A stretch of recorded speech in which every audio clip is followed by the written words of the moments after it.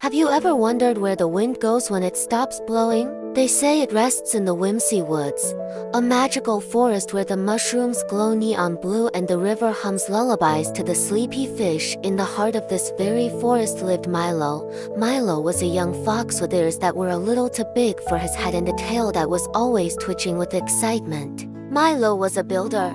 He build with bricks or cement. He built with twigs, pine cones, and sticky tree sap for weeks.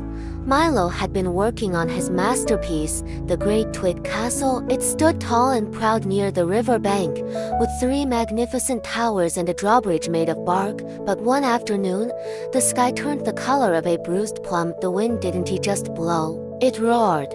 A huge summer storm swept through the woods, shaking the trees until their leaves danced wildly in the air. Milo hid safely in his burrow, squeezing his eyes shut as the storm raged outside. When the sun finally peeked out the next morning, Milo rushed to the riverbank, excited to see his castle, but he stopped dead in his tracks. His big ears drooped low. The great twig castle was gone. A large, heavy branch from the old oak tree had fallen right on top of it, smashing his beautiful towers into a messy pile of sticks. "It is not fair," Milo shouted, his voice echoing through the quiet woods. He kicked a pine cone as hard as he could, watching it splash into the river.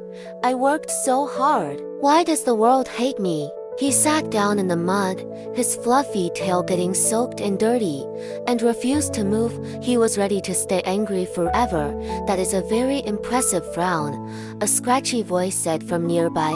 "You look like a lemon that has been squeezed just a little too hard." Milo looked up. Slowly making his way through the tall grass was Orion. Orion was the oldest tortoise in the entire forest. He moved slower than a melting icicle. His shell wasn't shiny and green like the other turtles. It was gray, rough, and had a large, jagged crack running down the side, patched with shimmering golden tree resin. "Go away, Orion," Milo grumbled. "My castle is ruined. My whole life is terrible." Orion didn't go away. Instead, he calmly took a bite of a sweet clover and started to hum a happy little tune.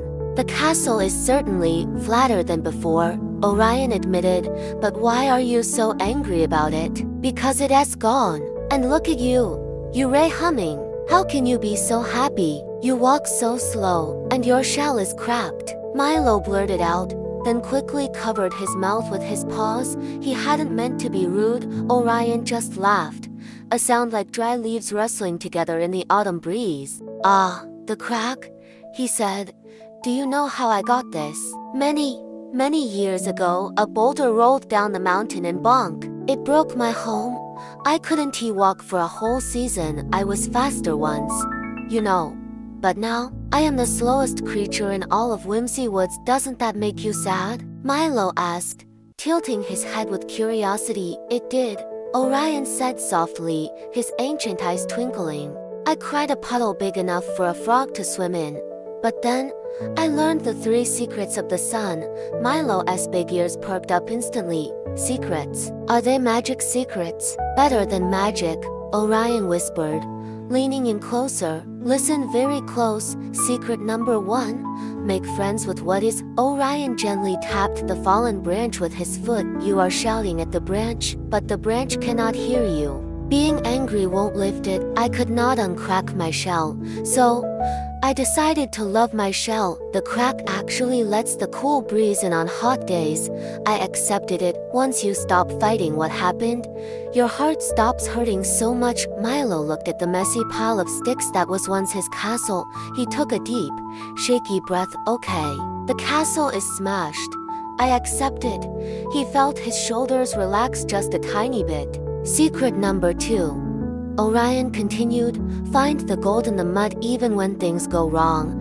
There is always something to say thank you for. Look around you, little fox. What do you have right now?" Milo looked. "I have mud," he said. "And?" Orion prompted.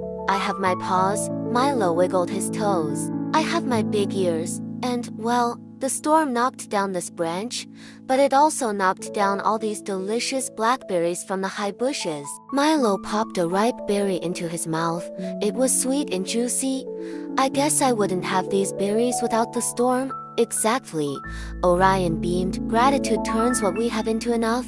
And secret number 3? Milo asked, stepping even closer, his anger completely gone. Give your light away. Orion smiled warmly. When I was sad about my shell, I started letting the baby beetles use the crack in my back as a hiding spot during their games of hide and seek. Helping them made me feel strong again. When you feel empty, give something to someone else. It fills you right back up. Just then, Milo looked at the wreckage of his castle, and he heard a tiny sound, squeak, squeak. Under the smashed pile of twigs, a family of field mice was shivering.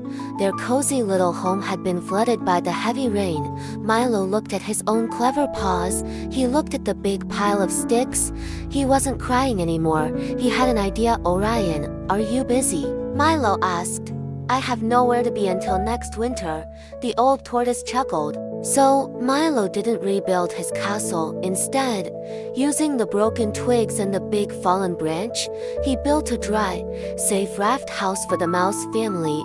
He used the sticky sap he had collected to seal the roof and make it waterproof. It wasn't a tall tower for him. It was a warm, safe home for them. When the mice scurried inside, squeaking their thanks and cuddling together, Milo felt a warm glow in his chest, a feeling warmer and brighter than the sun. I think I understand, Milo said, wiping a smudge of mud from his nose. My castle is gone, but I am okay. Actually, I am better than okay. Orion nodded slowly and turned to leave. Happiness isn't about having a perfect castle, little fox. It's about building a strong heart that can weather any storm. And as Milo watched the old tortoise wobble away into the woods, he realized that even with a cracked shell, Orion was the strongest creature in the entire forest. Thank you for listening to our story today. If you enjoyed it, don't forget to like and subscribe for more adventures from Whimsy Woods. See you next time.